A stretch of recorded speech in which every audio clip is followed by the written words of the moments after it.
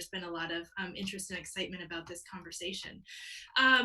I wanted to just start off with some housekeeping. For those of you joining us on Zoom, you can submit questions through the chat box. And if you have any questions for our special guest, you can submit them there. We'll save time at the end to answer your questions, and we'll do our very best to get through all of them. And Kate Freilich will be joining us on screen later to facilitate the question and answer session. So I wanted to start out by acknowledging that we plan to start this conversation today. We planned it 2 weeks ago, and we were planning to talk about the COVID-19 crisis and its impact on reproductive health care, gender equality, the influence on judicial appointments, and the disparate impact of the COVID-19 crisis on communities of color and low-income communities. But because of the events of the last week, we are going to pivot today. We thought it would be wrong not to acknowledge the murder of George Floyd and not to acknowledge that we're seeing a national uprising against state-sanctioned violence aimed at Black and brown people. And also not to acknowledge that the president is fomenting hate and violence right now, including using a church for a really empty and offensive publicity stunt and ordering peaceful protesters dispersed through violent means. Now, historically, NARAL Massachusetts has been a predominantly white organization, and it's something that we are working very hard on confronting and transforming, but it isn't enough. And we and I are committed to doing the work of listening and evolving and changing to dismantle oppressive structures that harm communities of color, even our own. So for too long, we really believe that the reproductive rights movement has not done enough intersectional work that explicitly ties reproductive freedom and freedom from reproductive oppression to racial justice. And we are committed to making NARAL Massachusetts an organization that does that work. And right now that means uplifting the voices of people of color at the front lines of the fight for equality. And it means examining our own role in dismantling white supremacy. And now I'd really be honored to bring my friend Senator Markey into the conversation. Senator Markey has served in the United States Senate since 2013, where he's been a national leader in protecting and advancing the rights of workers, women, immigrants, communities of color, and the LGBTQ community. Throughout his tenure in the Senate, Senator Markey has been an absolute champion of social justice. He believes that fighting for women's rights means fighting for health, equality, and dignity. And he's really been at the forefront of the efforts to stop the Trump administration's repeated attacks on women. Most recently, he opposed oh boy, I guess that was nearly 2 years ago, but he opposed the nomination of Brett Kavanaugh to the Supreme Court. He's opposed the Title X gag rule, and he's really been stalwart in his efforts to block any attempts to overturn Roe v. Wade. His pro-choice track record earned him multiple 100% ratings from NARAL Pro-Choice America, who endorsed him in August of 2019. He's also been a great friend to me and reached out immediately when I took the position, and I have been so grateful for his leadership and all that he's done for the organization. So I really thank you so much for being here, Senator. I appreciate your willingness to change the direction of our conversation today, and I'm looking forward to talking. So I want to start at the outset just obviously acknowledging that we're both white, and white people's primary role right now really needs to be listening and uplifting the demands of people of color, particularly Black voices. But I feel strongly that we'd be failing as white allies if we didn't use this previously planned event to elevate this moment and to discuss how we can end the state-sanctioned racialized violence. So I'm planning to spend 15 or 20 minutes talking about current events, and then we'll transition to reproductive freedom. So I just wanted to start on a really human level and just check in with you and kind of ask how you're thinking and feeling about these protests. Well, and thank you, Rebecca, and thanks to everybody who has joined us today for our chat. We're in the world of Zoom now, so we've all made the transition to this world, and I don't think we're ever going back actually fully to the way in which we were communicating. But this is a good time to have this conversation, Rebecca. And we thank NARAL for everything that they do to advance the healthcare agenda for women, all women, in our country, and that's really been the premise of your organization right since it began. And and today we can see all across the country what the reaction is to the murder of George Floyd. We can see a president, a president who nominated uh, Supreme Court justices who obviously are right wing and antithetical to the values which everyone on this call stand for. And we can also see the pain in the Black community. Black lives matter. Black voices matter. And I think later on this year, Black votes are going to matter too. I think Donald Trump has, unleashed something here that is going to be historic in terms of the way in which people respond. And when I think of George Floyd, I think of the original sin that's built into our Constitution, and that is the legalization of slavery. We fought a civil war. A lot of it came out of the abolitionist movement in Massachusetts. But then, after the Civil War and a brief period of Reconstruction that gave African Americans their rights down south, that was all swept away. And we had to move all the way to the 1950s and 60s to recommence that struggle. And so it's really not that long ago, really not that long ago. And all of those conditions still fester in many parts of the country. And the attitudes, the structural racism that's built into our criminal justice system, the structural racism that's built into our healthcare system, into our educational system, into our transportation system, it's just built in, and to our environmental system. We know Black and brown people have always breathed different air than white people out in the suburbs. Okay, that's just absolutely true, and that means that those people who are Black and brown are actually, because of their proximity to worse environmental conditions, more prone to having asthma and therefore more subject to being a victim of coronavirus, because the underlying condition there has already been attacking their respiratory systems, and they have those conditions that are much higher percent than white people do. So the coronavirus has lifted up a rock, and we can see who the essential workers are. We can see who those are, who are most affected. The people who have to go to work, they're immigrants, they're Black, they're brown. They're the ones that have to take the risk of bringing it back home to their families again. So we can see it now. We can see it all very clearly, who's essential and who's not essential to actually have to show up. These people can't Zoom into a supermarket to be a cashier. They can't Zoom over to the sanitation department. They've got to go there. They have to take the risk. And we can see it. And in a way, it's such a good thing that we can see them. And now we can say, well, what do we owe them and their families? What do we owe them?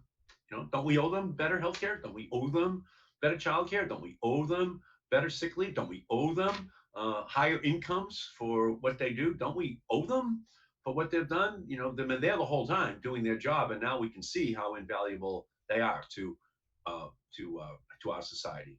And they're just so disproportionately Black and brown people, lower income people. And what George Floyd has done is it's just further re-emphasized how the criminal justice system, doesn't really work for Black people the way it does for white people.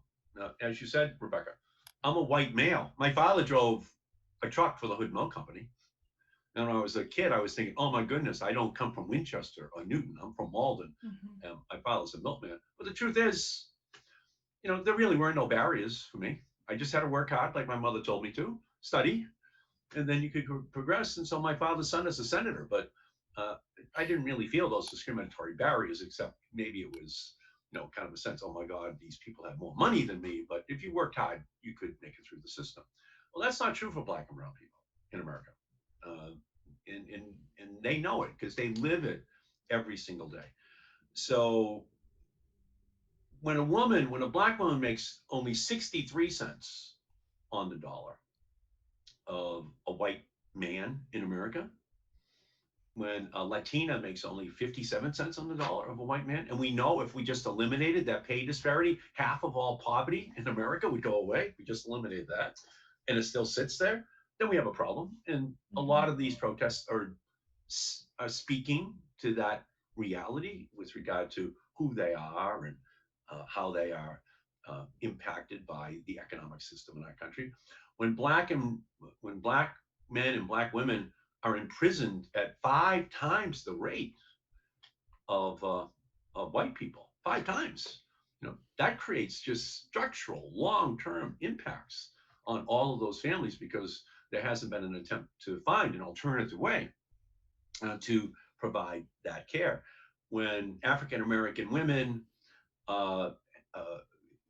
die from pregnancy-related causes at 3 times the rate of white women, which is something that NARAL has talked about for years and years and years, that's all built into the inequality that's in our healthcare system, the racial bias. The same thing is true for Latinas. So this is really about something that's a larger discussion in our country, and you can feel the anger coming out. There's they asked the ancient Greek philosopher once, when would we know true justice? And he answered, we will know true justice when those who have not been harmed are as angry as those who have been harmed. And I think that that's how we're feeling now. We're angry. We're angry. We can see why they're protesting. We can see why they're standing up. And now we get a chance to do something about it. And so from my perspective, it's hopefully a historic turning point. But I live here in Malden. I live in the house that I was raised by my father and my mother. And now most of the families here in my neighborhood are Haitian, 2 families, 3 families. And I've been talking to them over the last 3 or 4 days, especially the Haitian American men. And they just tell me how frequently they get stopped, how much more frequent it is than a white man in a car driving through particular parts of eastern Massachusetts. And they just kind of accept it, they hate it, and they know what it's all about. But these are helpful conversations, again, for me, just to be talking to them out on the street, because it's touched a nerve that we have a responsibility as leaders to do something to rectify it. One more personal question before we dig into the policy piece. I'm curious what leaders of color you're really looking to help shape your response and your thinking, and who you're reading, and how you're supporting your Black and your Black staff and the people of color on your staff. Is certainly something that I've been thinking a lot about as a leader, and really looking to the reproductive justice movement and the women who lead that movement to center and amplify their voices. So curious where you're finding that. Yeah, well, obviously, Rachel Rollins is my good friend, and Rachel is helping me in my campaign, as is NARAL. Thank you for that. But Rachel's my good friend, and Rachel and I have been partnering on advancing this goal over the last several years of trying to rethink criminal justice, trying to rethink how we treat especially African American young men in our society. And the same thing is true for my conversations with Nika Elegado, with Liz Miranda. But I'm talking with Cory Booker as well. Cory is my good friend. And Cory and I actually tomorrow, we're going to introduce a resolution, believe it or not. So he and I have decided we're going to introduce a resolution tomorrow into the Senate. There was a case in 1982, Supreme Court case, which actually says that a family of a victim cannot sue a police I remember officer. this case from law school. It's horrifying. So it's called a qualified immunity. Qualified immunity to kill someone, and not be liable in a civil court. so that they can come after you for damages. So what Corey and I have decided over the last 2 days is we're going to begin the movement to repeal that, so that these families can get justice, that we can have those trials, that those police officers are sitting there in the witness box, that the families can be taking action, even if the criminal justice system fails, right? That we still give them their trial, we give them their ability to recover from those individuals. So we're going to do that, and again, I think what's going to happen is across the board, we're going to be seeing that African American young men, 2 million of them were imprisoned in the 1990s as part of the crack cocaine, not powdered cocaine, because that was a white person's cocaine, but crack cocaine, 2 million. And so Corey and I, there's a small handful of us on this right now. It's Corey's idea that we have a whole debate in the country about reparations. This all goes back to slavery. Let's just have the debate. Let's just go back to the beginning. And he's also got another bill that I'm partnering with him all called the Next Step Act. And what that says is, all right, going forward, why don't we just expunge the records of these kids that we arrested, in this crack cocaine? Why don't we give them back their right to vote? Why don't we just do away with 3 strikes and you're out? Why don't we just have this debate about changing this system that winds up with these 5 times higher number of African Americans in prison? And let's just have the debate. But this is giving us the kind of the triggering moment to be able to do this, and I can feel the passion amongst all of these people, because I feel it as well. And when I was 17 in this house, just sitting out on the porch, just reading James Baldwin's The Fire Next Time. It came out when I was like a junior in high school. This is what he was talking about. Kind of, in many ways, he was talking about the failure of religion in America to actually deal with this issue. That it wasn't actually calling out all of this systemic racism, and that the society was going to pay a price, which it did in 1967, 68. The riots that we saw then are the predecessors of the riots we're seeing today. So this time, let's just hope we do it once and for all. But the first step is getting rid of the racist. That's all you can really say about him. The racist who sits in the Oval Office, he's got to go. And we just have to fight him and do everything we can to make sure that's the case. That's a big question I have for you, because I have to say I watched in absolute horror last night as the military was used to disperse peaceful protesters. I woke up this morning, the chairman of the Joint Chiefs was patrolling in DC. They were using helicopters to disperse crowds, tear gas against peaceful protesters. I keep thinking, where's the red line, right?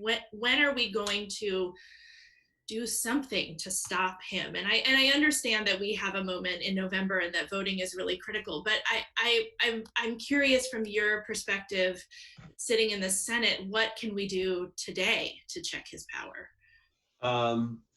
Well, that's what we're trying to determine right now, because obviously Mitch McConnell determines what bills come out on the floor of the Senate. So what we're going to do is we're going to propose a whole series of bills, including mine with Corey's, and try to get unanimous consent from the Republicans. Let's debate this issue. Let's debate this one. Let's have our debate finally, okay, on each and every one of these issues. And if the Republicans want to say no, no, no, no, then let's have at it. Let's just have an election on this. We'll lay out our social justice agenda. Piece by piece. This is what we have to do to make sure that what we're seeing today, these protesters on the streets of the country, speaking, crying, chanting, kneeling, but it's all in the effort to create social justice. And so we're going to try to do it on the Senate floor. I was just on a conversation for the last hour, actually, right before this, with Chuck Schumer and Cory Booker and Kamala, all talking about what should we do now? How do we confront this?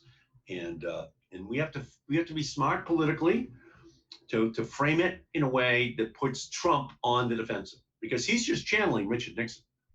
He's just channeling Spiro Agnew from 50 years he's ago. Beyond Nixon at this point. Right. No, what I mean is he saw it. He saw how Nixon divided the country. America, love it or leave it. All that. It's all just rechanneled. Um, but my God, it's 2020, and and he's still saying he can't see a difference between the protesters in Charlottesville. You know? They all look like they're protesting. What's the difference, huh? Yeah. One wearing Confederate flags, and the other one are black people out in the street getting run over.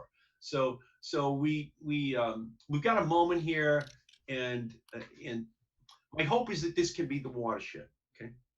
Yet I do believe that white families are watching this in horror, that it's their country, and it's happening right now, and it's 2020, and it's just unacceptable, and it can unleash an activism in us that just wins the House, wins the Senate, wins the presidency, have a president named Supreme Court justices, have president named an attorney general, a secretary of education, secretary of health, that reflects these values that we have. And let's go. Let's just have our FDR moment, where he put Social Security on the books. He put all these laws on the books. Let's do it. Let's do it with sick leave. Let's do it with childcare. Let's do it with an annual income that everyone that has for their family. So all of that, from my perspective, is where we are at right now.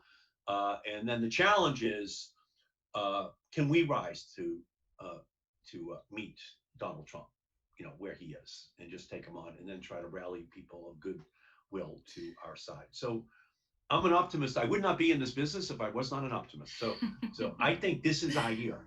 I think this is the year where the counter revolution, wins, and then we win forever.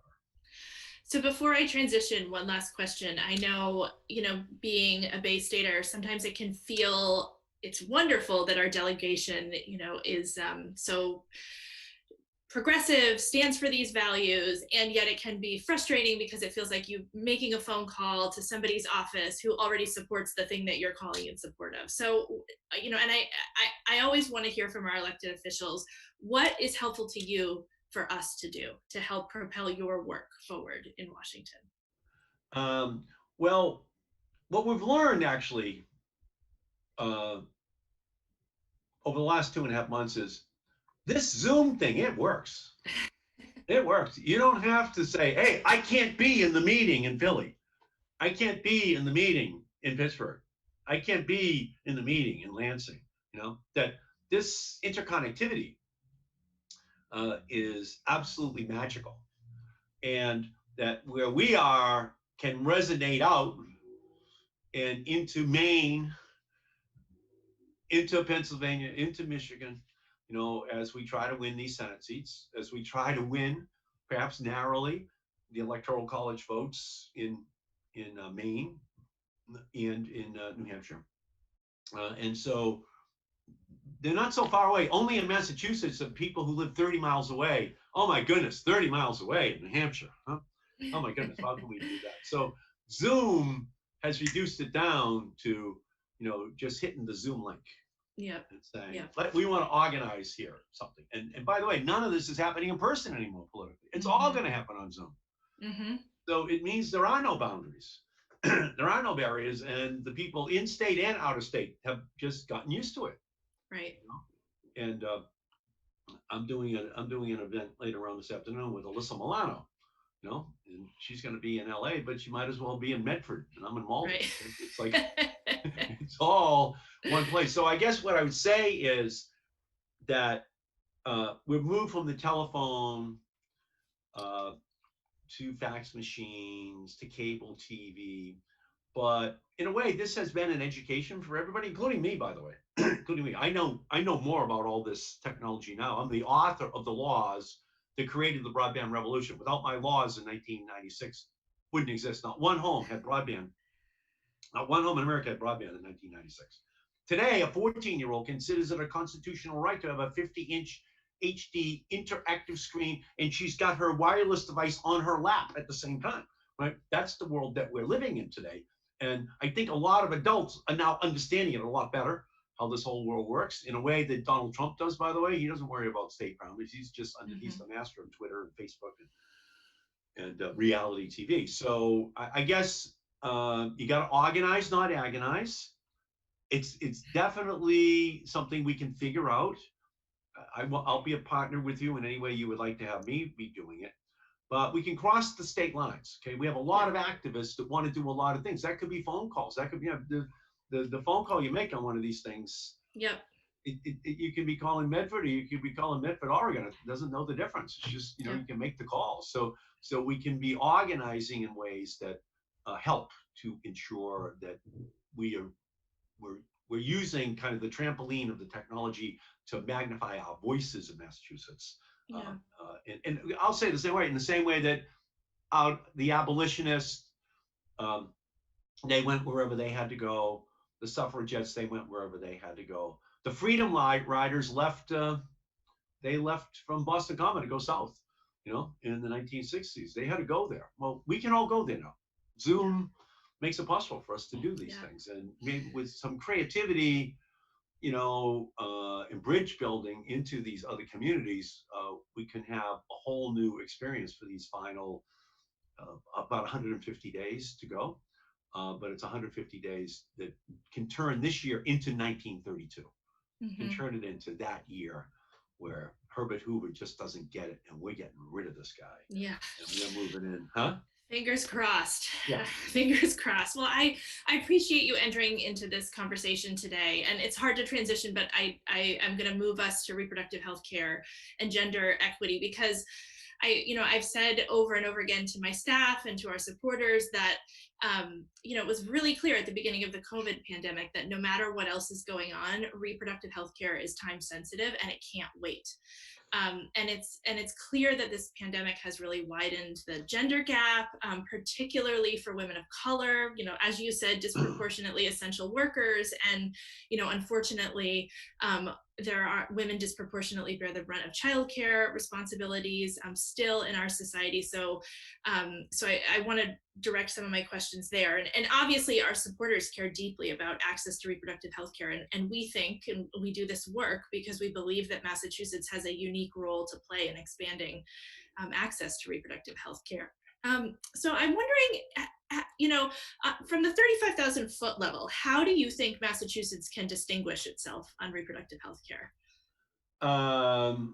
Well, again, we're not just the Bay State, we're the brain state. And so many of those earlier revolutions all started here in Massachusetts, the activists, and it starts up in our state house as well, so that we're pushing to make sure. And the road debate is a good debate for us because we're Massachusetts, and we have to go first. We have to do everything first. That's just the way it is. And other people look at us and they say, well, I can see how they did that. I can see the model that they developed. I can see how they built those coalitions. And then you kind of, can wholesale it, out of Massachusetts. So we actually do have a special responsibility on pretty much every issue to go first. And so I guess from my perspective, that's how I always think. I'm always trying to encourage my allies up in the State House to file an even bolder bill on gun safety, on environmental, going 100% renewables. We go first. Let's just get out. I look like a reasonable man, right? Well, that's certainly our theory of the case, that's why the Roe Act is so critically important, not just because we have to break down barriers, but because we have to be the model for the rest of the nation. So can you talk about that a little bit? What you're doing, what your plan is? Yeah, well, so we, as you know, because you've been such a great supporter of the Roe Act, are pushing not just for codification of the right to privacy in the Mass General laws, but also for removing barriers that really disproportionately impact low-income people, people of color, and barriers that just create shame and stigma. So, I believe that when the pendulum swings back in 30 years on the Supreme Court, I hope I'm wrong, that it'll be 30 years, but when it swings back, that Massachusetts is the place that we have to look to as a nation for having set the pace on access to healthcare, for saying that, reproductive healthcare is healthcare, period, and it has to be treated that way, and it cannot be ostracized from the rest of healthcare. And I know you've been with us on that fight, and I appreciate your help on getting the Roe Act passed. It's been, I believe in the unique role. We played that role on same-sex marriage. We played it on access to universal health care, and it's our moment to play it on access to abortion. Yeah, actually, I'm an optimist. In 1996, it's only 24 years ago, in the United States House of Representatives, 435 members, 67 people voted no on the Defense of Marriage Act. No, 67 out of 435. Now it's 24 years later, and people say, oh, that's not an issue, same-sex marriage. Who would ever raise that issue? Well, in our country, and there were no parades for the 67 at the time. So, but that's who we are. We are Massachusetts. You got to go first. We have to be the leaders. And so, I want to thank everybody on this call who is leading on Roe, organizing around Roe, making it possible that we create a precedent that's used in reverse against what's going on in the Deep South, what's right. going on in these other states, because they have a plan to use those legislatures and those courts down there, and we've got to have our own, because to a very real extent, ultimately, the courts follow public opinion. And so the more we win this debate in the court of public opinion, is the more difficult it's going to be for them to roll it back. Well, let's talk about judges and the Supreme Court. I always joke that I'm a single issue voter, and my issue is the Supreme Court. And I think of all the guests we've had, you have the best kind of bird's eye view into the impact that judges have on policy. And you were right out in front protesting with us on Justice Kavanaugh's nomination. And the thing that terrifies me is that if Trump loses, he leaves a legacy of judicial nominations that reverberate for decades. I was frankly horrified by Senator Graham's statement. I guess it was last week. It seems like 1,000 years ago that judges over the age of 65 should consider taking retirement. So how do we fix it? How do we fix this judicial nomination system and protect Roe and protect many of the cases that we believe make us a better country? Well, what I can do, and what I've been trying to do, is of the 100 senators, I have voted against more of Trump's judges than any other senator.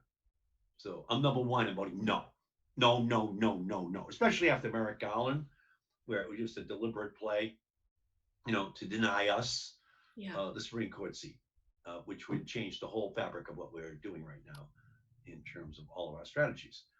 So, and Elizabeth was out campaigning, so she missed a few votes. I think she might have been tying. I think she might have tied me for the most no votes against Trump judges over the last 4 years. And I'm proud of that designation. And I think that's where we have to be for now. The resistance, just doing our best. The next step is this election, just being honest. Ruth Bader Ginsburg, Steve Breyer, they're the oldest two on the Supreme Court. We want a Democratic president in 2021 to 25 with the power to be able to, nominate and have a Democratic Senate confirm those nominations. I don't know when the vacancies are going to occur, but we should just be realistic, right? We don't want him to have two more. Right. That We've got to flip the Senate. that would then fall into your 30-year span right now. Yeah. But if we win this time, it's not necessarily 30 years. It can happen very quickly. Right. We can move and take advantage politically of all of these 5 to 4 decisions that are coming out of the Supreme Court, issue after issue. And it's a challenge for us. we could consider and begin the movement towards putting term limits on Supreme Court justices, and that's something that we could, begin to debate and try to effectuate as well. Um, but the near term, the thing that we really have to do right now is to win this election. And for us, again, I'm going to keep coming back to, we have to win the Electoral College votes in New Hampshire. I mean, Yeah. we just have to. Yes. We got to get rid imperative. Huh? It's imperative. Yeah, there's no other choice.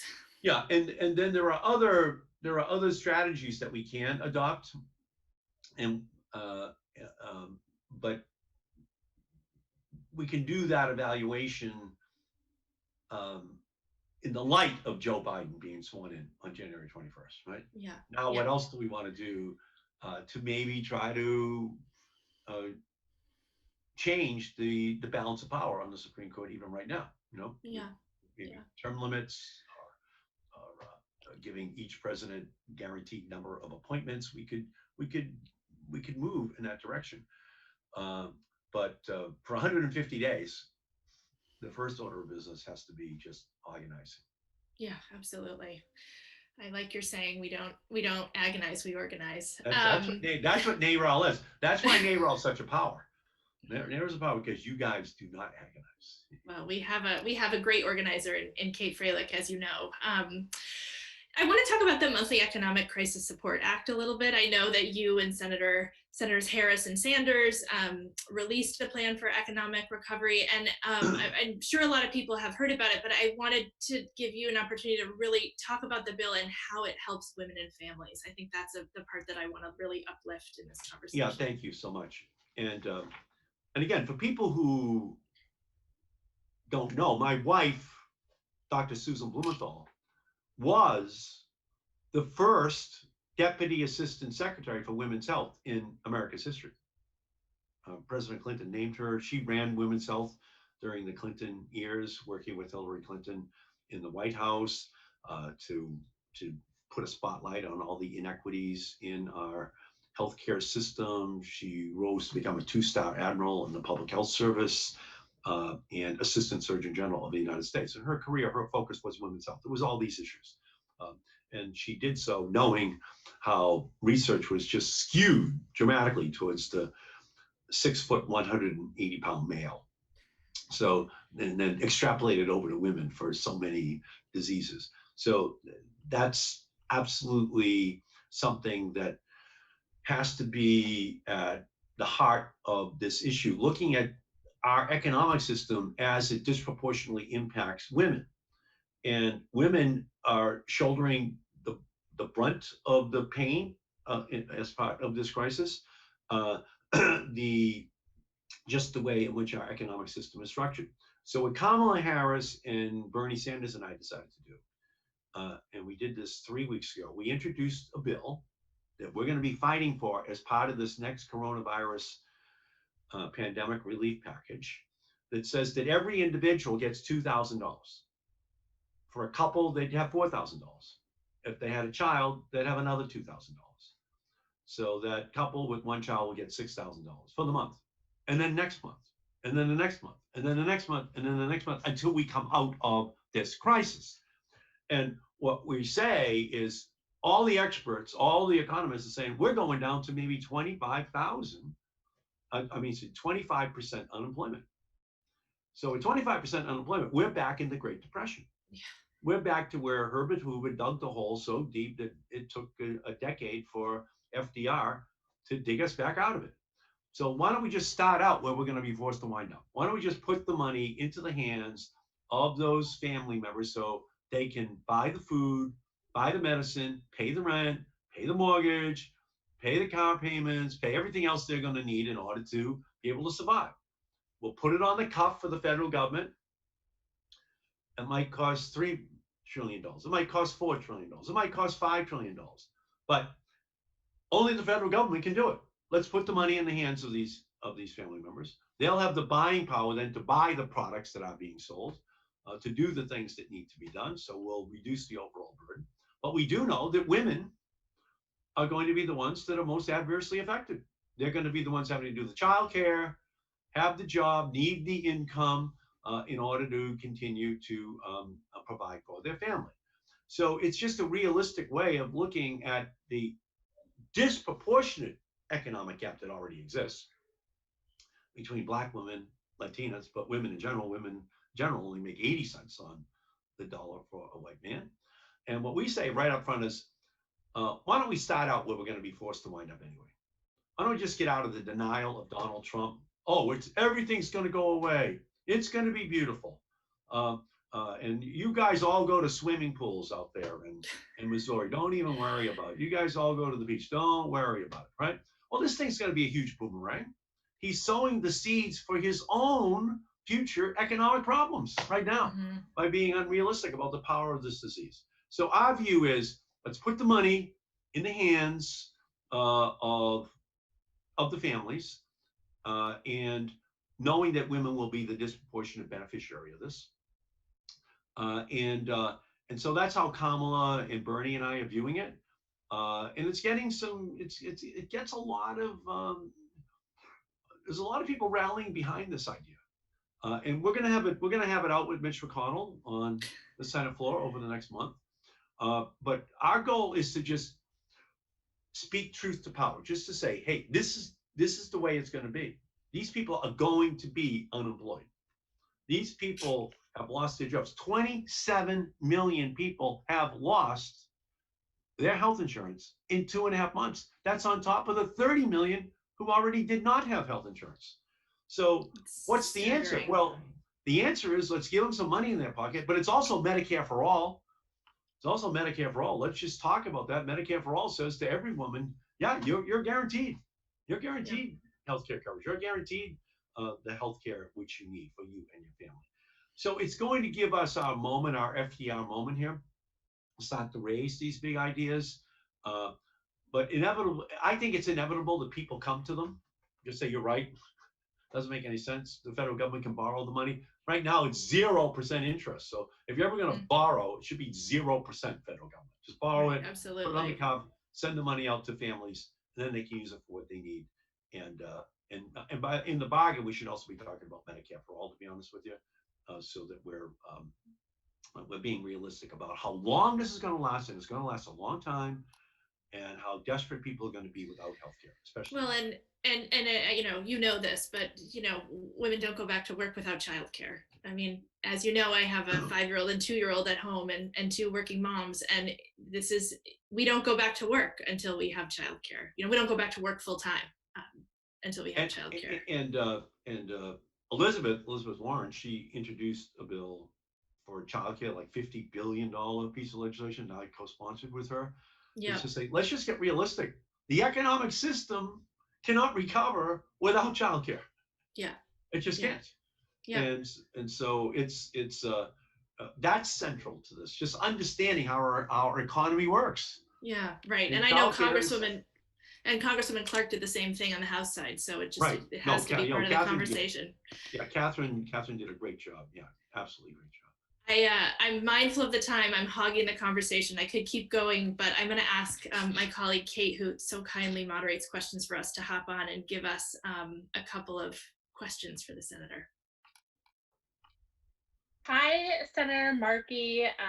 I was an organizer in your first Senate campaign, so it's exciting to keep working with you. Our first question today is wondering about the Hyde Amendment. And I know that's something that a lot of people have changed their opinion and evolved in. And I'm wondering if you could talk about your history with the Hyde Amendment. Yeah, well, about 38 years ago, about 4 decades ago,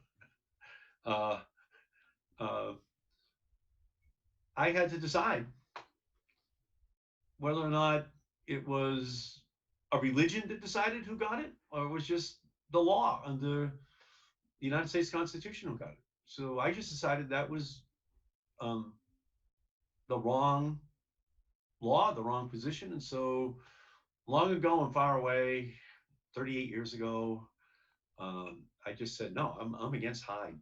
The decision should just be between a woman and her physician. That's it, and that's where I've been throughout my career, especially my career in the Senate, where I really stand up. And that's where my opposition to Gorsuch and Kavanaugh really comes from, knowing, that they're just the edge of the wedge trying to get in there and opening up more and more exceptions. And I believe ultimately it's just a woman who has the right to make that decision. So that's where I've been for 38 years in my congressional career. Kate, what's next? One moment. Sorry, I'm going through questions. If anyone has a Q&A, please feel free to submit them. Following up on that question, what do you think can be done in terms of funding abortion with Medicaid, knowing that, that's not the current landscape except for in a few states, including ours? I actually believe that we've got a revolutionary moment on our hands. I think that we can run up huge majorities in the House and the Senate. Huge. I just think there's a wave coming. I mean, we have to be part of the energy to create that wave. But if we do it and we do it correctly, we can just absolutely create kind of a supermajority, or the political pressure, the momentum that makes it possible for us to build that into Medicaid. So from my perspective, we're at the turning point. This is it. This is our 1932.